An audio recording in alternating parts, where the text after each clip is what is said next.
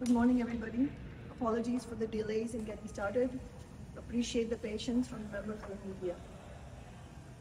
The Gaza Strip is tiny. It is almost exactly the same size in square miles as the city of Seattle. Now imagine instead of 750,000 residents as Seattle has, that packed into our city are 3 times as many people, 2.3 million. Except they can't travel outside the city. They are trapped within its boundaries by an air, land, and sea blockade. And now imagine that electricity, water, and medical supplies have been cut off, and food supplies are dwindling. And now, on top of that, imagine that the Israeli military has dropped no fewer than 6,000 bombs on this city, again, just the size of Seattle. That is what the people of Gaza have experienced in just the last 12 days at the hands of the Israeli military. It is an unimaginable human catastrophe as the Israeli military imposes this brutal blockade on Gaza and forced displacement while heavily bombing the territory. Socialist Alternative, my organization, my Socialist Council Office, and many of the organizations and activists who are here, we condemn the brutal Israeli assault on the people of Gaza and call for an immediate ceasefire, humanitarian aid to help Gazans recover, an end to US military aid to Israel, the release of all hostages on both sides, and an end to the Israeli occupation and subjugation of Palestinian lands. The aims of the Israeli government were made clear after Israeli Defense Minister Yoav Gallant declared on October 9th, "I have ordered a complete siege on the Gaza Strip. There will be no electricity, no food, no fuel. Everything is closed. We are fighting human animals and we will act accordingly." That's a quote. As a result of that bombing, at least 3,478 people have already been killed in Gaza and more than 12,000 wounded. Most of the casualties have been women, children, and the elderly, according to the Palestinian Health Ministry. Another 1,300 people across Gaza are believed to be buried under the rubble, alive or dead. During that same period, the Israeli military and Jewish settlers have killed more than 70 Palestinians in the occupied West Bank, and there are new reports from Palestinian medics that Israeli soldiers have been blocking them from getting to wounded people, resulting in their deaths. And now, just today, we hear that Israel is launching bombs at southern Lebanon, raising prospects that this is expanding the war on Gaza to a wider regional conflict. This is extremely dangerous, especially in the context of the new Cold War between the imperialist powers of China and the United States. The Israeli state's occupation of the Palestinian people has been with the full support of the capitalist regimes of the United States and other Western imperialist nations, with the Congressional Research Service reporting more than $114 billion in US military funding for Israel since 1946. We say, end the war on Gaza, end US military funding for Israel's war machine, solidarity against war and terror, end the occupation and blockade, and we call for the building of a powerful international anti-war, anti-imperialist movement. The Israeli state's brutal assault on the people of Gaza comes in the wake of the staggering loss of civilian lives by the murderous October 7th attack by Hamas, with 1,400 Israelis dead, 3,500 wounded, and another 200 taken as hostages. This act by Hamas was the largest mass killing of Jewish civilians in the history of Israel. I also note that Hamas killed more than just Jewish people in their assault. Arab Israelis, including members of Bedouin communities, were also among those killed by Hamas. The Palestinian people have the right to self-determination. Furthermore, people living under occupation have the right to resist and defend themselves with force. However, horrific attacks on civilians such as this do not further the safety or liberation of the Palestinian people. Instead, they undermine it by providing a pretext for disproportionate retaliation by the Israeli state and deepening divisions between ordinary Israelis and Palestinians.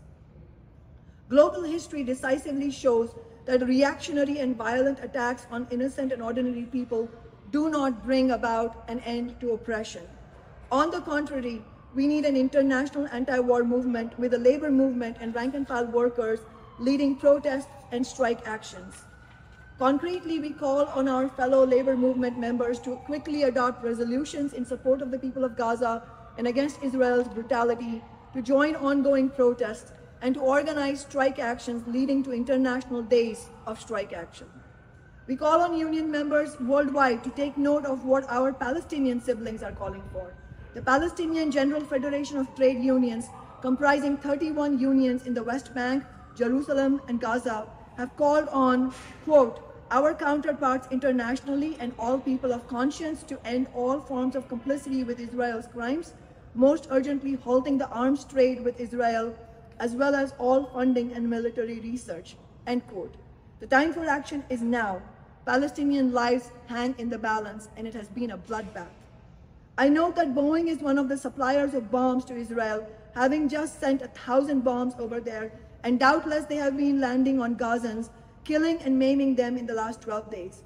I urge my fellow union members, those who work at Boeing and are members of the Machinists Union and SPIA, the Aerospace Engineers Union, and other unions to join me in organizing protests against the war on the people of Gaza and to demand that Boeing stop sending bombs to kill Palestinians. Fundamental change can only be brought about by movements of the working class and poor, joined across ethnic and sectarian lines. Such movements need to both fight for an end to war and build the struggle for affordable housing, healthcare, good standards of living, and a dignified existence for all. This will require a global fight back against the billionaire class and their political representatives, those who are now leading the new Cold War agenda, and against the system of capitalism. There is much more to be said about the absolute atrocities by the Israeli state, and we have community members to share with us their thoughts on why they are opposing this war on Gaza. So first, I would like to invite Jonathan Rosenblum, who is a Seattle area Jewish activist and a rank-and-file member of the National Writers Union.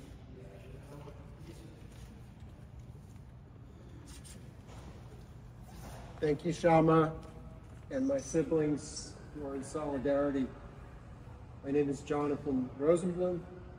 Last night, I spoke with a Palestinian friend who reminded me that this is not the time to have fear, that we need to speak the truth, even if it is harsh or painful for some people to hear. As a Jewish American and a rank-and-file union member, I stand in complete solidarity with the people of Gaza and with Palestinian people everywhere. Many ordinary Israelis, even while mourning the staggering loss of Jewish lives, along with Bedouin and other Arab Israeli lives, on October 7th, are outraged at their government's call for Palestinian genocide.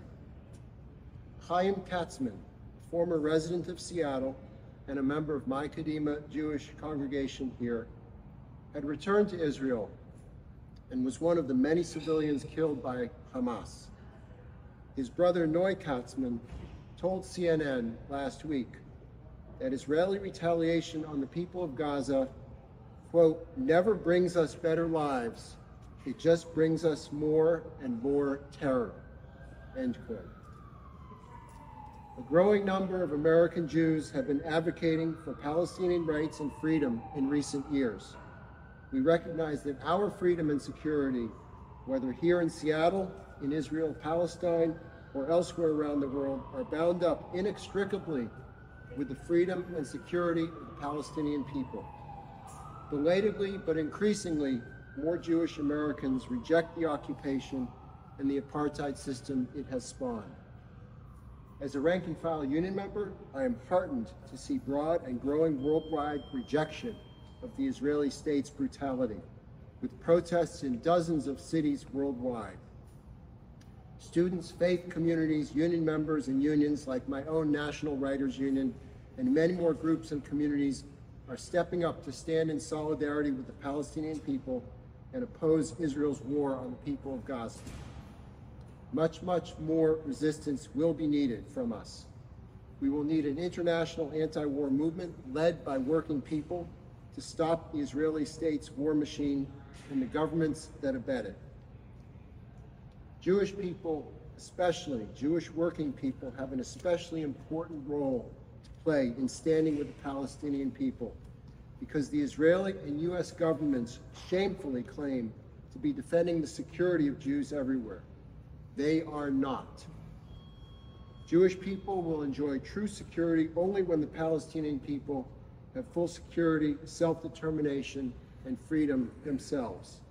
That starts with an immediate ceasefire, aid to help the Gazans recover, an end to U.S. military aid that supports the Israeli assault, and the beginning of concrete measures to end the Israeli occupation of Palestinian lands. Thank you.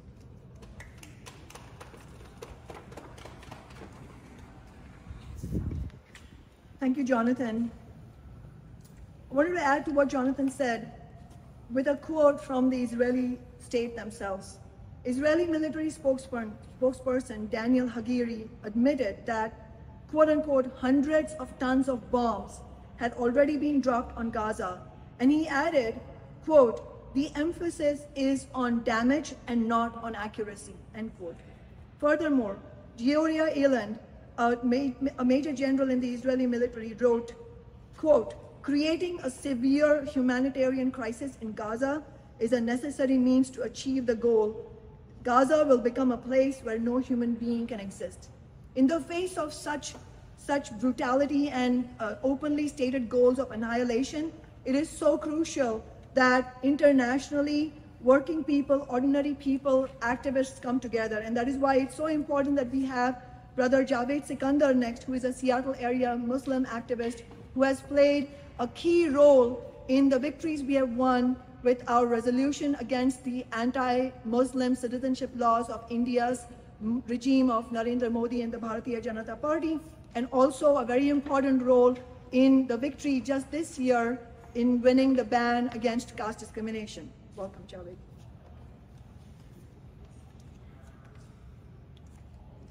Thank you, Shami. Good morning, everyone. Bismillah ar-Rahman ar-Rahim, in the name of God, the most magnificent, the most merciful. We are witnessing a crime and a catastrophe. Israel has reduced much of Gaza to rubble and cut off the supply of water, power, food and medicine to 2.3 million Palestinians. In the words of UN's Under-Secretary for Humanitarian Affairs, the specter of death is hanging over the territory. As the whole world grapples with the escalated violence in Palestine, the Israeli government has stopped the food and water and electricity for these 2 million people. And Gaza, as you all know, is already a society of refugees and the children of refugees. Now, in the hundreds of thousands of bombarded from air, sea, and land, Palestinians whose grandparents were forced out of their homes at the barrel of a gun are again being told to flee or face collective punishment on an unimaginable scale. Our president has provided unwavering support to these war crimes and is aiding and abetting them.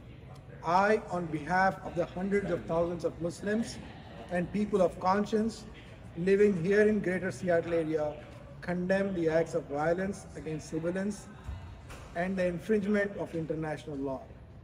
The Israeli government is preparing a massive ground attack as we speak, and they have already been targeting and bombing civilians. Today, our obligation is to do all we can to bring an end to the unprecedented cruelty being inflicted on Gaza and to end this war.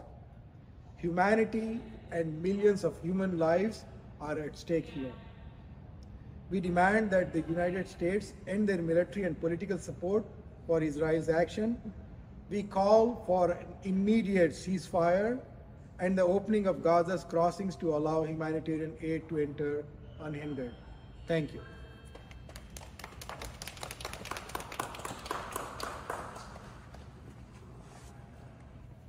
Thank you so much, Brother Javed. It's absolutely an urgent necessity, everything you said. And to further add to this message of solidarity, this incredible message of solidarity that we have with Jewish activists, Muslim activists raising their voices against this carnage.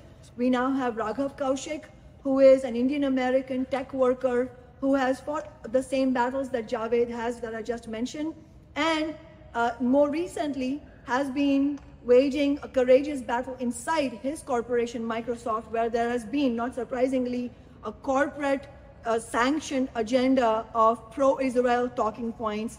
And it is very, very important that we all stand in solidarity with tech workers like Raghav who are standing up against that.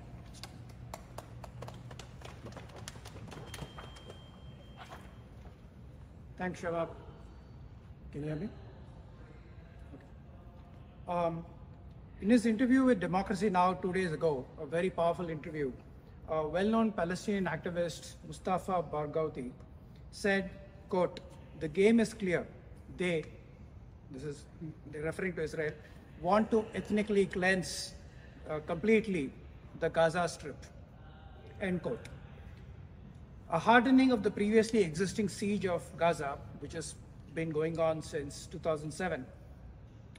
There are reports of dehydration and children being forced to drink salty sea water because of the siege.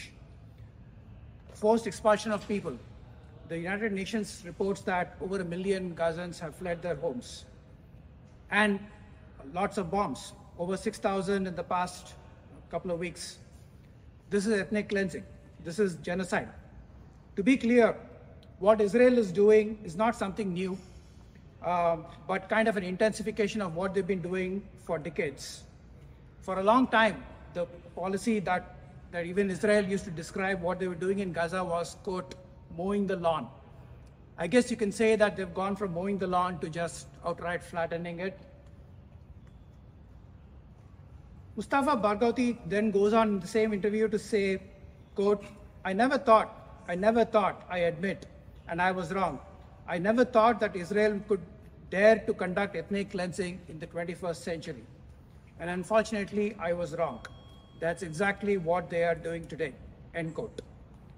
Not only are they conducting ethnic cleansing, they're conducting it in broad daylight and conducting it with a lot of glee and delight.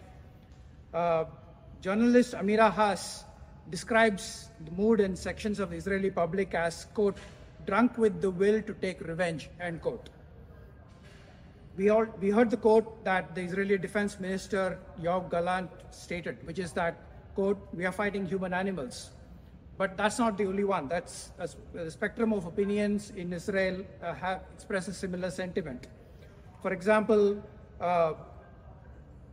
Ariel Kalner, who is a member of the Knesset in Israel, said in a now deleted tweet, he called for another Nakba, which is repeating the crime of 1948, in which 700,000 Palestinians were ethnically cleansed. Right now, quote, right now, one goal, Nakba, end quote, he exhorted. A Nakba, a quote, a Nakba that will overshadow the Nakba of 1948, end quote. So that's what's happening in Israel. What's the reaction to all of this in the West? To be fair, in the establishment, there is a range of opinions. On the one hand, you have Republicans who are joining in the glee and reaching for their popcorn as they watch the slaughter. Nikki Haley, for example, exhorts Israel to, quote, finish them, end quote.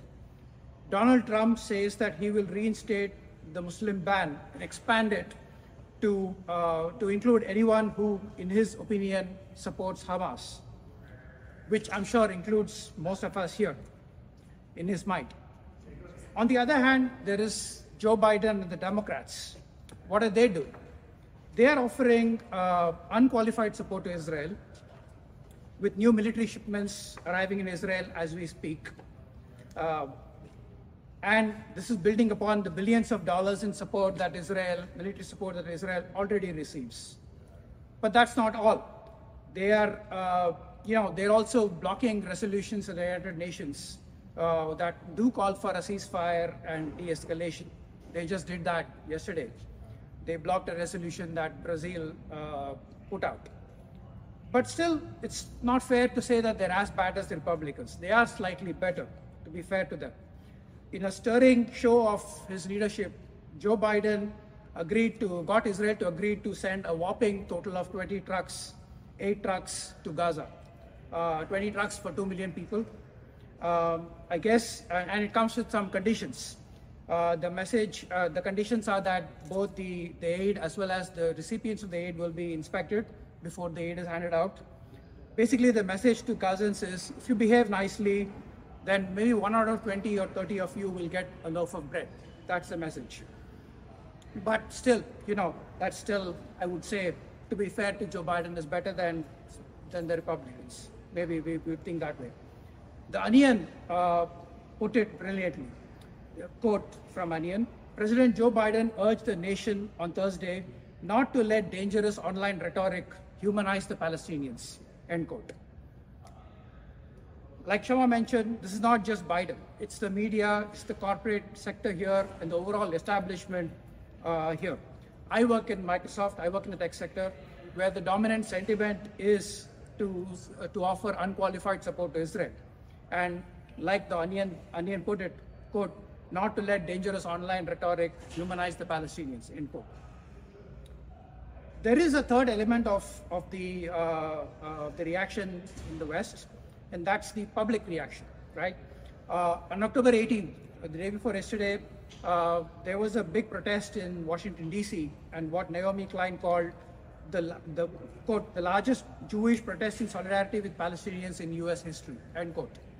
So there is that. The ordinary working people are not fooled by the US-Israeli propaganda. And they're speaking up, even though there's a massive amount of suppression of Palestinian solidarity right here. For example, France banned pro-Palestine protests, but that didn't stop thousands of people from showing up in the streets. They did that. In a similar spirit, we're all here to show our solidarity with ordinary Palestinians and Israelis, and Israelis. We call for an immediate ceasefire. Jonathan already quoted Noy Katzman, but I'm going to give a similar quote from him. Chaim Katzman, who is from Seattle, was one of the victims on October 7th. And his brother Noy Katzman told this to CNN. He said that, quote, the most important thing for me, and I think also from my brother, was that his death won't be used to kill innocent people, end quote. Solidarity.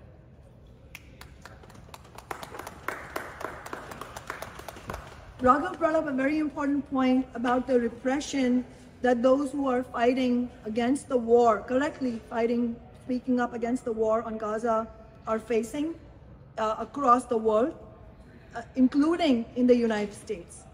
In the United States, including in Seattle, Arab, Muslim, Jewish, Palestinian, and others, including Indians, community members who have taken part in peaceful protests against Israel's war on Gaza have experienced systematic harassment in the form of doxing, smear campaigns, threats of violence, and over-policing. In Chicago, a 6-year-old Palestinian boy, Diya al-Fayoume, was stabbed to death by his family's landlord in what is now being investigated as an Islamophobic hate crime. The responsibility for all of this is obviously on the principal agents of US imperialism, the Democratic and Republican parties, the billionaire class, and President Biden's White House itself. But the blame also goes to corporate media, who have 24/7 relentlessly been whipping up hate against the Palestinians. Seattle is home to many people whose families have been impacted by this latest round of violence, with victims in Israel, Gaza, and the occupied West Bank. And that is why it's important that we stand here in complete opposition to both Islamophobia and anti-Semitism. A 2021 report by the United Nations Special Rapporteur on Freedom of Religion or Belief found that discrimination and hatred towards Muslims has risen to, quote, epidemic proportions, end quote. And because of all of this, it is so crucial for us to understand that if we desire to live in a society without oppression, without religious discrimination, not to mention war and bloodshed, we cannot rely, as American people living in the United States, we cannot rely on the Democratic or Republican parties, because as Raghav mentioned, both the Democratic administration and Trump, who represents now the most reactionary right-wing current in the Republican Party, are against us. And to further expand on these points, I now welcome Kaylin Nicholson, who is a spokesperson for Socialist Alternative.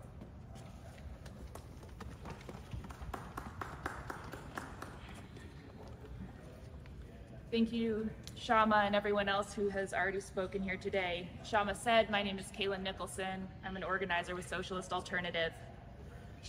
The Israeli state's brutal attack on Gaza has created a humanitarian disaster for the more than 2 million inhabitants, even before the start of the ground invasion. Netanyahu's reactionary regime is enacting deadly mass collective punishment, including cutting off water and electricity and reducing not just buildings, but entire cities to rubble in Gaza. And we need to call this what it is. This is state terrorism. Socialist Alternative stands in solidarity with those who have lost their loved ones on both sides of the fence and who face the horrors of war and acts of terror. We call for an international mass struggle of working people and the poor, including both Israelis and Palestinians, to end the siege, occupation, annexation, and long-term mass poverty in the West Bank and Gaza. Socialist Alternative calls for an immediate ceasefire and for a solution that gets at the root of the endless rounds of this decade-long conflict. This requires guaranteeing equal rights to existence, self-determination, dignity, and well-being for all Palestinians and Israelis, which cannot happen on the basis of the current capitalist regime, which only benefits and relies for its power on the ongoing divisions and exploitation. Only the working classes of Israel and Palestine, and internationally, have an interest in lasting mutual peace and prosperity, and this can only be accomplished on the basis of a socialist transformation which puts power directly into the hands of the people who have an interest in lasting peace. We oppose US President Joe Biden and the Democratic and Republican parties, both representatives of US imperialism, backing the brutal Israeli onslaught against the Palestinian people, and demand an immediate end to all military aid to Israel. Every elected Democrat in this country must immediately demand that all of their fellow elected Democrats refuse to vote to support one more dollar or one more weapon being sent to facilitate the state terror by Israel, which simply would not be possible on the current scale without the material support from the United States government. But I think the fact that no one expects this to happen really underscores the urgency, as Kshama was saying, for a new independent party that is accountable to the interests and desires of working class people in the United States. And ordinary working people should immediately escalate on the existing movement of mass protests with nationally coordinated days of action, mass peaceful civil disobedience, and strikes, demanding that not one more of our tax dollars be spent facilitating this humanitarian crisis. Palestinians have the right to self-determination. In the face of a siege and occupation and a possible military invasion, ordinary people have the right to fight back against attacks unleashed upon them and to organize and defend themselves. But we have to be clear that the brutal attacks, such as the one by Hamas, against workers and the poor, including Arab people in Israel, do not promote the liberation from the blockade and national oppression, or improve the safety of ordinary Palestinians. In fact, they are used as an excuse for the Israeli establishment to mobilize support for even more barbaric attacks, as we have seen. What we need is organized resistance in the region, led by movements of both Palestinians and Israeli working people and rank and file union members, as part of a global mass struggle to urgently end this crisis. Such movements should include democratically organized elected committees for political action and self-defense, which is the only basis to actually ensure the safety of the Palestinian people. In the US and across the world, working and young people need to build a mass anti-war and anti-imperialist movement.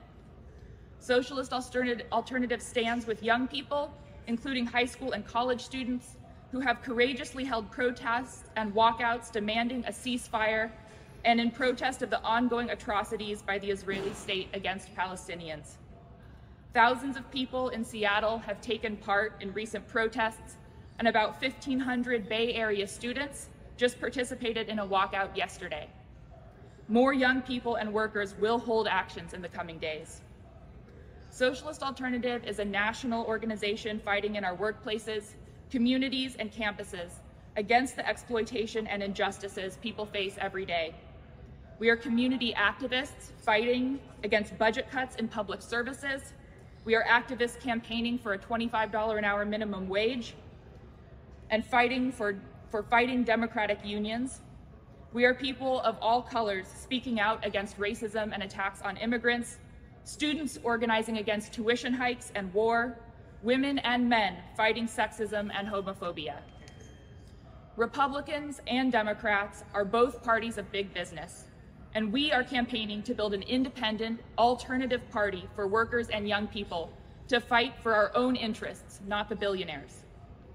We see the global capitalist crisis as the root cause of the broader economic crisis of poverty, discrimination, war, and environmental destruction.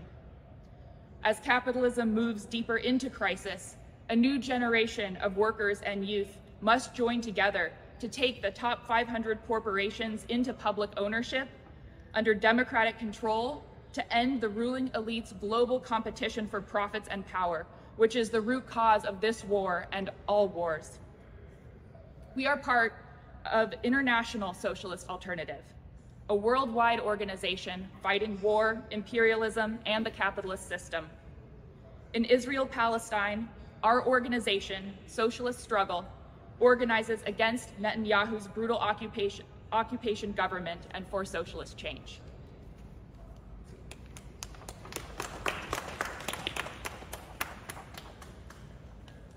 Kaylin and Jonathan both explained the concrete steps that workers and the labor movement can and should take in building the anti-war movement internationally.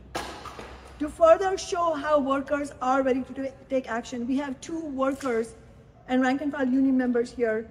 First, I would like to invite Josie Ebelhair, WFC, a member of WFC 889, and will be speaking in personal capacity today. Josie has herself participated.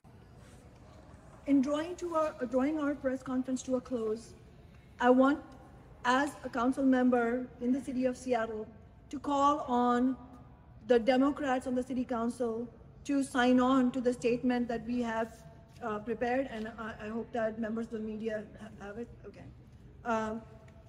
It's not surprising, but it is stunning that not a single Democrat in the Seattle area has spoken up about the carnage in Palestine. The city council has 8 Democrats, it has 1 socialist, me, and over again, you see leadership and the willingness to fight back from our office, not from the other 8 offices. I'm calling on the Democrats to sign on to this statement and speak up in solidarity with the Palestinians, in solidarity with the anti-war movement. But I don't really expect that they will do that, as Kaylin Nicholson mentioned. We need a new party for working people, because again and again and again, we see obviously the Republicans are not on our side and they are outright reactionary, anti-worker, anti-immigrant, right-wing party. But with the Democrats, we see the same failures even from the progressive wing. What did we see from Representative Pramila Jayapal? Representative Jayapal, who is the chair of the Congressional Progressive Caucus, only came out with a clear call for a ceasefire after hundreds of Jewish protesters, including many from Seattle, staged a sit-in and got arrested in the House of Representatives office building a few days ago. This shows that the political establishment, whether Democrat or Republican, will not move to support the people of Gaza, unless we build an almighty international anti-war, anti-imperialist movement. Congressmember Rashida Tlaib has spoken out, but unfortunately, Tlaib, who is the lone Palestinian in Congress, is the rare exception to the rule. In fact, it was not only Jaipal whose performance has been lackluster. What have we seen from DSA elected, Democratic Socialists of America elected officials? AOC, who is the star squad member and who got elected as a socialist, voted present, meaning she refused to vote no on Iron Dome funding 2 years ago. And much more outrageously, just a few days ago, she has publicly stated that she is going to vote yes on Iron Dome funding, new Iron Dome, renewed Iron Dome funding, if and when it comes up, which it almost 100% will. We have seen squad member Jamal Bowman, who voted in favor of that funding, $1 billion funding for Iron Dome 2 years ago when AOC voted present, and then he let his DSA socialist membership expire. This is what we see from so-called progressive, so-called socialists, and that is why we have to build our own independent organizing, and our organizing needs our own independent party. I'll just close by this because this is really, really important. More courage than the so-called progressives in US Congress has been shown by people, bureaucrats inside the establishment. Biden's embrace of the Israeli war machine has been so extreme that within the halls of the establishment, the support is starting to crumble. A few days ago, Josh Paul, a veteran State Department official, abruptly resigned, saying that after more than a decade of working on arms deals, he could not morally support the US support of Israel's war effort. Within the State Department, one official said, quote, "There is basically a mutiny brewing at all levels," end quote. It is clear that a lot of people, even inside the capitalist bureaucracy, are chafing because their souls are on the line. Their own moral integrity, political integrity is on the line. We should take this message far and wide and build a powerful anti-war movement in the United States and internationally. And as others have said, a big part of this has to be the labor movement taking the lead and building strike actions, especially against military funding. We close the press conference. If the media have any questions, we're happy to answer. Otherwise, we will end it. Does Israel have the right to defend itself? Did anybody want to answer this before I go on? Yes, but by following, not by committing war crimes. Any other questions? Councilmember Sawant, would you condemn Hamas and call that group a terrorist organization? I feel like we may have been at different press conferences because we have absolutely condemned the murderous attack by Hamas in Israel. We believe that such type of attacks will not lead to the freeing of the Palestinian people. We need a global anti-war movement. But would you call them a terrorist organization? These are acts of terror, yes. But we also have to remember, as Kalen said, if you're going to talk about terror, you also have to talk about the state terrorism by the Israeli state, which is being funded explicitly by the US imperialist governments that includes both the Democrats and the Republicans. The majority of the time you talked about the victims on the Palestinian side. There are still many Israelis who've been kidnapped, killed. What would you like to say to their families? We have already said that we are in solidarity with victims of war and terror on both sides.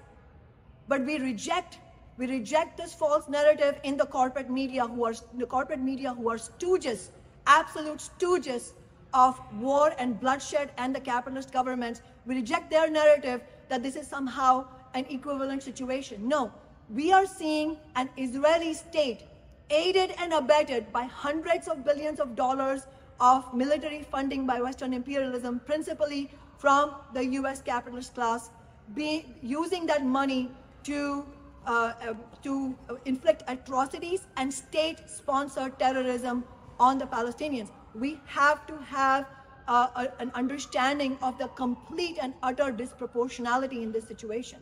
And ultimately, We don't believe, some may, but we don't believe that acts of terror such as Hamas carried out is any kind of solution.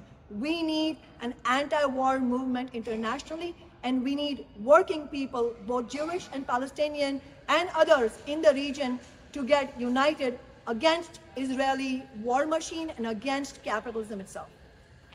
Councilmember Sawant, finally, there's a lot of tension on both sides right now, pro-Palestine, pro-Israel. Here in Seattle, what are you doing to build bridges in both communities? The bridges that we need, you have already seen at our press conference. We have seen Jewish activists, Muslim activists, labor union members, non-unionized workers, socialists, everybody coming together with a singular and united message. End the war on Gaza, end the US funding for Israel's war machine, solidarity with victims of war and terror on both sides, build an international anti-war, anti-imperialist movement. This is the kind of solidarity and bridge building that we need desperately, and I'm sorry to say that the corporate media are not helping build those bridges. The signs in some of what you've said basically say end the war on Gaza, but I think both the Israeli government and the U.S. government has been clear. The war is not on the Gazan people or the Gazan territory. The war is against Hamas. They have not been, they have been the opposite of clear that it is not against Gaza. In fact, the number of quotes that we read out, and maybe you need more quotes, I don't know, but the quotes from the Israeli state themselves make it very clear that this is a war on Gaza. So you don't even have to take my word for it, even though it is completely absurd for you to not, because the facts speak for themselves. So this is the trick that is played by the corporate media. You have mountains of facts and evidence, and you will choose to willfully ignore it and create a narrative. But as I said, between me and Raghav and Jonathan, we have read out quotes by the Israeli military themselves who say they are very clear. Their goal is to create a humanitarian crisis in Gaza. That's a quote. That's not me saying. Their goal is to reduce Gaza to dust and rubble. This is what they are saying. So if you have if you don't believe that, then you should ask them. I wanted to just respond briefly to the question earlier of, does Israel have the right to defend itself? And I completely agree with Raghav that, not with war crimes. But also, I think it's really important to recognize that what's happening right now, as speakers have already said, is just a continuation of Israel's policy towards Palestinians over decades. And for decades, it's been justified on the basis of defending the security of Israel and of ordinary Israelis. And time again, it's been proven to be a failing strategy. In fact, Netanyahu's government had recently declared that they had the situation fully under control, that there was no real threat to ordinary Israelis, and that was proven to be not true. And in fact, and many working class Israelis recognize this, the real threat to the safety of Israel and Israelis is the ongoing occupation of Palestine and the expansion of settlements, the regular attacks and harassment by the Israeli military against Palestinian people, and the mass poverty that Palestinians are forced to live under. Up to 63% of Palestinians experience acute hunger. So these conditions, which the Israeli state is actively creating, and then in moments of crisis like this, dramatically accelerating with this, as Kshama said, what they themselves are acknowledging is collective punishment on the entire Palestinian people. That is what's undermining the safety of ordinary Israelis, and it has been for decades, and a continuation of the same strategy is not going to change that. I also want to add one. If you look at the demands, one of the demands is to return of hostages. You're asking about what's the message to civilian Israeli civilians.